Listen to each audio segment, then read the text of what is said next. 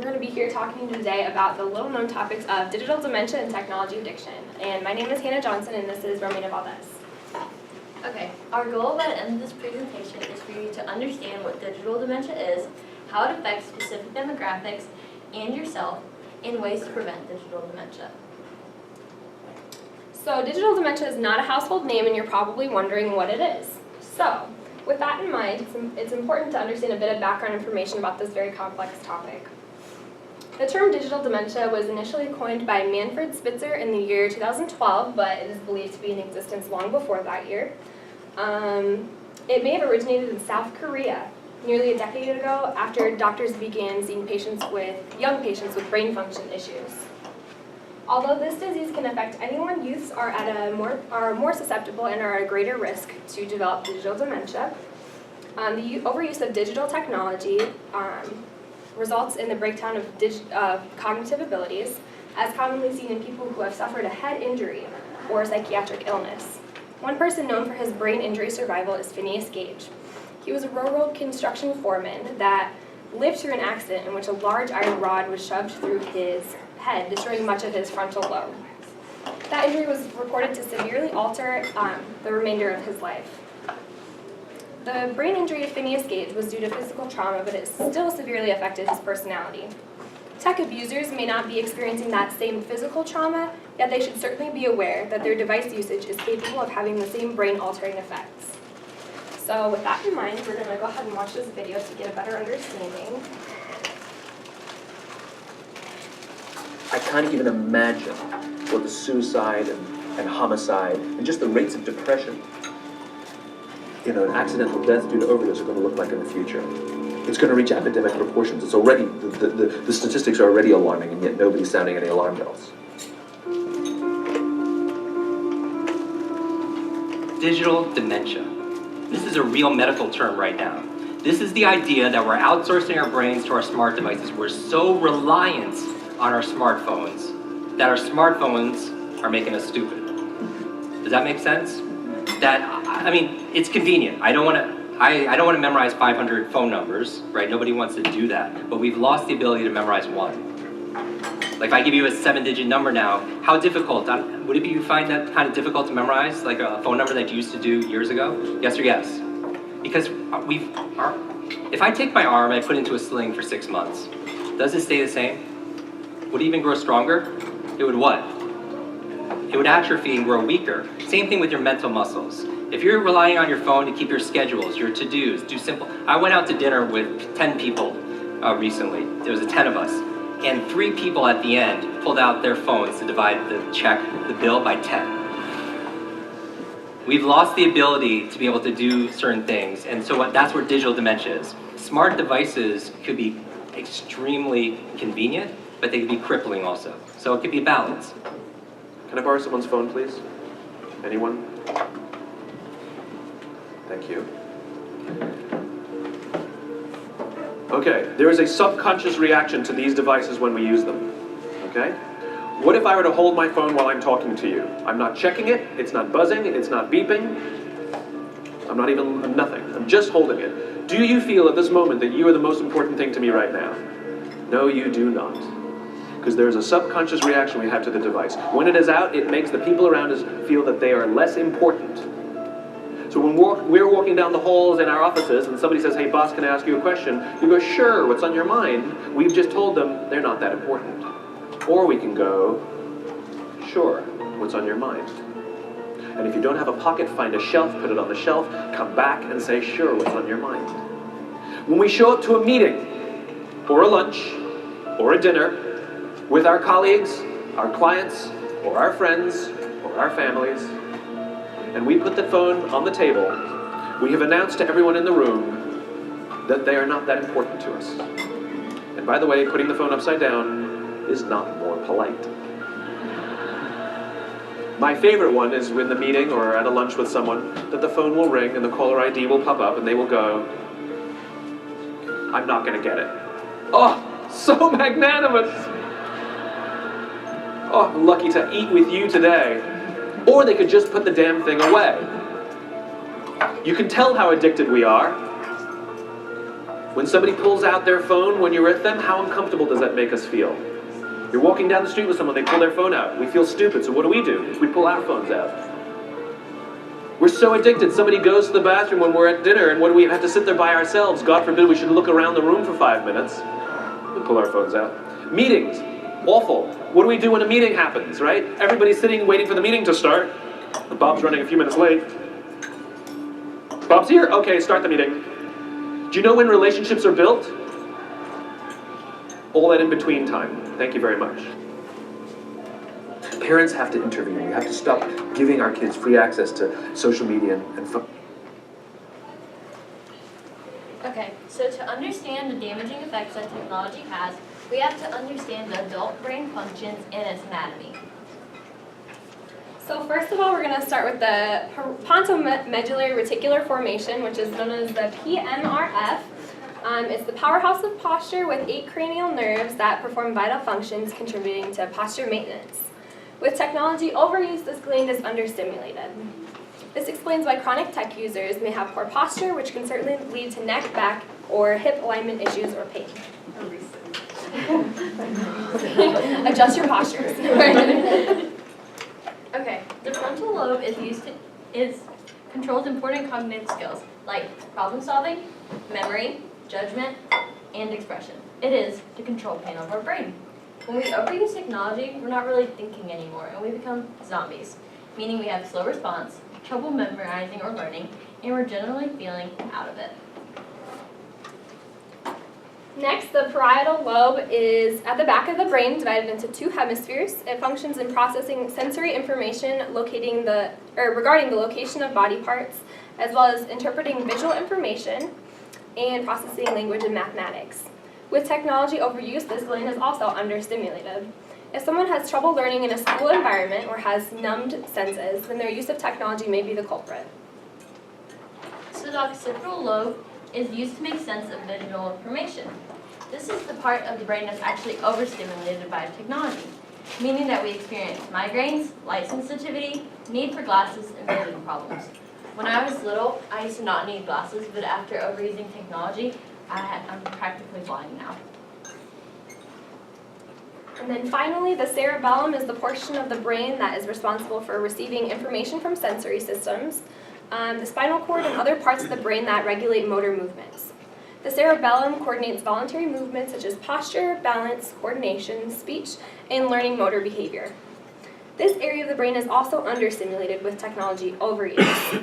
If tech addicts do not have their phone in front of them, obstructing their daily lives, then the effects of that usage are still lasting, in addition to clumsiness, hunched appearances, and poor communication skills. They could all be results from technology addiction.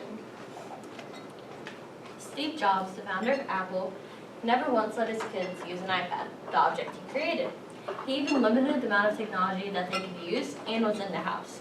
The founder of Twitter, Evan Williams, bought his kids many books, but never once let them use an iPad as well. It's funny how the people creating technology are following the cardinal drug dealing rule: never get high on your own supply. So Steve Jobs definitely knew this, as he never once allowed his children to use a product that he himself had crafted. Mr. Jobs knew that his children were unlikely substance addicts, but they are still susceptible to the iPad's charms, like many of children today. There's been a significant hike in the number of addictions in the number of addictions now as opposed to the number in the 1960s. The addictions of the 1960s included expensive and relatively inaccessible vices such as alcohol, drinking, and drugs. Those plaguing society today include all that were just mentioned, in addition to Facebook, Snapchat, Instagram, Tinder, Twitter, Netflix, Amazon, online shopping, fitness tracking technology, and email addictions. This list is longer than it ever has been in human history, and the scary part is that it's only growing. Okay. Right now, the video is not working anymore because it got deleted from the internet. But we're going to show you a video about someone from Google, and they're explaining how Google itself is creating stuff to get inside teenagers' brains. They use the example of Snapchat streaks. They created streaks to make sure you log in every day and send a picture to your friends to keep the streak alive. If you don't send the picture anymore, it dissolves away and you lose your streak. This creates for teenagers to be on their phone every day, be constantly on Snapchat, and make sure they're on it. it's quite wise actually from an app developer perspective, because they're getting these kids to use their phone every day and use that particular app. They can make money from the ads resulting in those different websites on Snapchat. So it's a business professional's dream come true, but you, as parents, it's something to definitely be aware of. So, addictions have existed for a long time, and right now they're becoming harder to resist. So, we have behavioral and substance addictions. Substance addictions being like drugs. Behavioral addictions create the same effects that substance addictions do. This is because they're fueled by basic human needs, which are social engagement, mental stimulation, and sense of effectiveness. When we are stripped of these needs, we're more likely to become an addict. We're craving them, and the addictions are giving it to us. So to expand on that a little bit, behavioral addiction consists of 6 main ingredients. Compelling goals that are just beyond reach, irresistible or unpredictable positive feedback, a sense of incremental progress or improvement, tasks that slowly become more difficult over time, unresolved tensions that demand resolution, and finally strong social connections. So go ahead and raise your hand right now if you, your partner, or any of your children have Instagram. Pretty much everyone in the room. So Instagram is a prime example of how the manipulation of these needs work. Some photos attract many likes, yet others fall short. Users chase the next big hit of likes by posting photo after another, as well as the desire to return to the app in order to support their friends. So now go ahead and raise your hand. You, someone you know, your children play video games. Still quite a bit. This is another prime example of need manipulation. Users binge game for days on end, if I could talk. They're driven to complete missions together. And then they form strong social ties, bonding them to other gamers, which is a really good example of how this is working. So, technology has many effects on our mental. This can cause developmental delay, anxiety, and learning disorders. It also diminishes our long-term memory. As we saw in the video, many people these days can't even remember all these phone numbers that back then we used to. So this is creating when we're using technology, meaning it's diminishing our long-term memory, and we're able just to remember the short stuff, or as you may have heard before, I don't know, look it up on Google. So with that in mind, we're going to test your guys' short-term memory skills. So we'll see how you stack up against all other people that have taken this. Messy writing can cost you a lot. Right?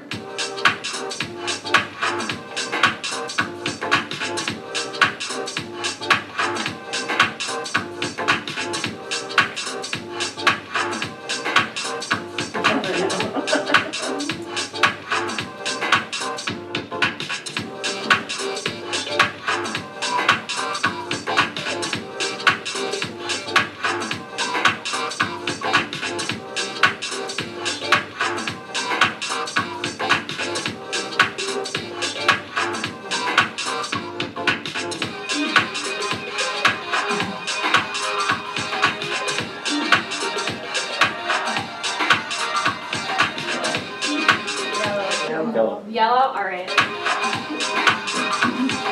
Good job, 1 for 1.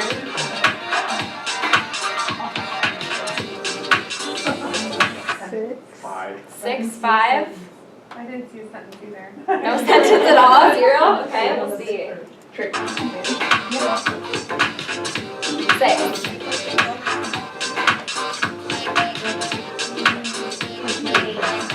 8. Someone say 7.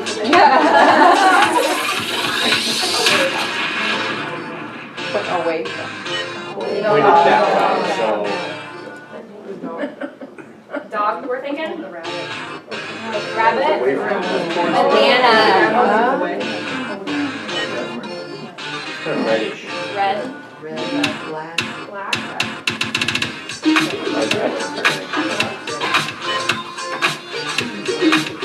This one is a little tough for some people. Horse. Okay. Rabbit.